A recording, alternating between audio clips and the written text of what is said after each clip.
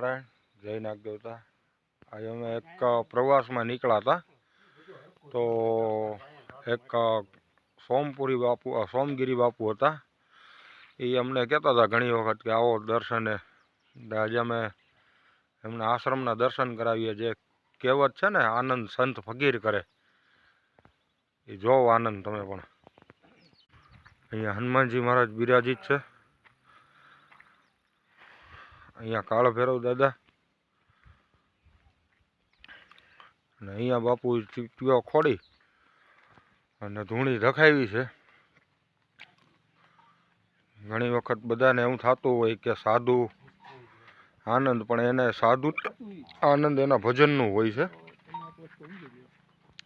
એના ભજનનો આનંદ એ કરતા હોય। બાપુની કુટિયા,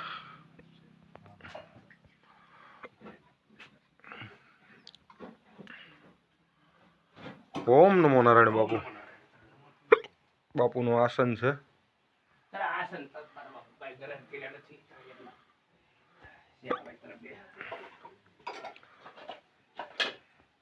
ઓમ નમો નારાયણ બાપુ। ઓમ નમો નારાયણ, ઓમ નમો નારાયણ, ઓમ નમો।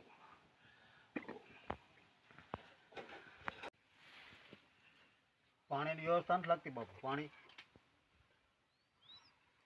આ ટાંકા ભર્યા છે, ત્યારે 2 ટાંકા ભર્યા હતા સમજ્યા। ઓલે જો રે ઈટો ખડી ગયો, ત્યાં ગામથી ટાંકો મંગાવી લે સલાડાથી।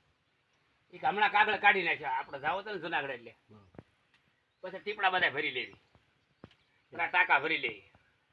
એટલે સલાડા છે, આ રોકડીયા છે, રાવણ પાણી નર્મદાનું પાણી બહુ સારું હોય। હજી હાલે 15-20 હાલે હજી।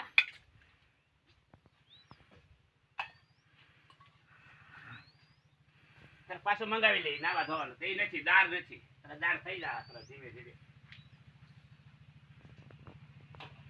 ખારામાં જમીન છે, અને બાપુ એવું કહેવાનું છે બાપુનું કે અહીંયા દાર નથી। ખરેખર સરકારે અને ગામ લોકોએ આ જોવું જોઈએ।